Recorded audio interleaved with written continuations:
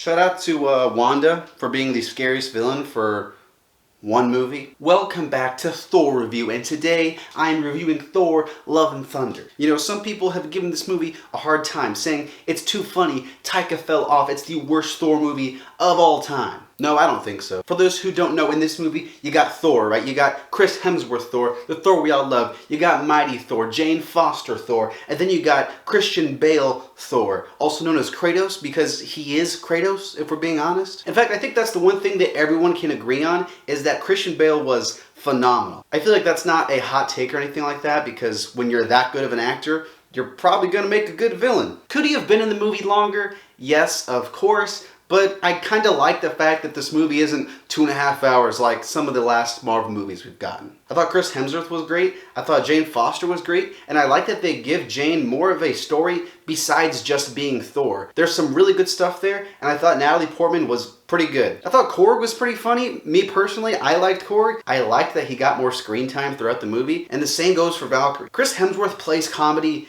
incredibly well, and I think it suits this version of Thor better than the serious one that we got in the first two films. But that brings us to the most controversial thing about this movie, and that's the comedy. This movie is a comedy, like it's not an action movie with some comedy, it's a comedy movie with some action. That's not necessarily a bad thing, because I think that in order to evolve, the MCU does have to try new genres. And I would far prefer them trying something new than sticking to the same formula we've gotten in movies like Eternals. And I think that that's why this movie is so polarizing, is because it's all humor. When your movie is like 75% 80 comedy, that leaves 80% of the movie's enjoyment all based on if you think the jokes hit. And since comedy is subjective, that's not going to be everyone. Me personally, I thought they were funny for the most part, but I've heard from a lot of people who didn't think it was funny. It's not really a reason to get mad at people and be like, oh, screw you, you're wrong. You thought it was funny.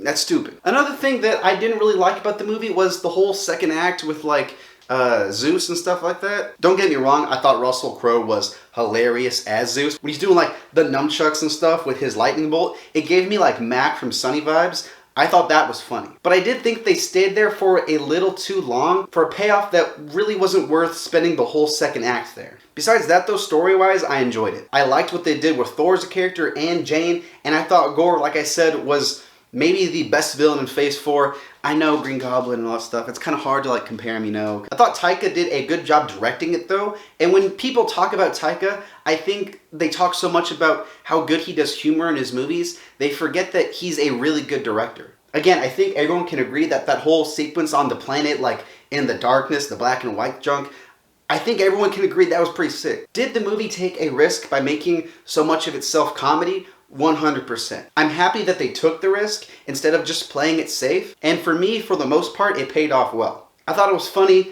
for the most part. I wish Gore was in it more. The second act was a little too long for me, but besides that, I enjoyed it. I'm going to give Thor Love and Thunder a B. Looking here at my tier list, I didn't think it was as good as Elvis. I thought Elvis had less flaws. The Black Phone was a lot more succinct, and things worked better. Comparing this movie to Massive Talent, I think the two movies are very similar as far as how funny they are. If anything, Massive Talent might be a little higher, but because Gore was such a standout, I'm going to put Thor Love and Thunder right after Massive Talent, right before The Black Phone. Thank you so much for watching. Can I interest you in a Black Phone review, maybe an Elvis review?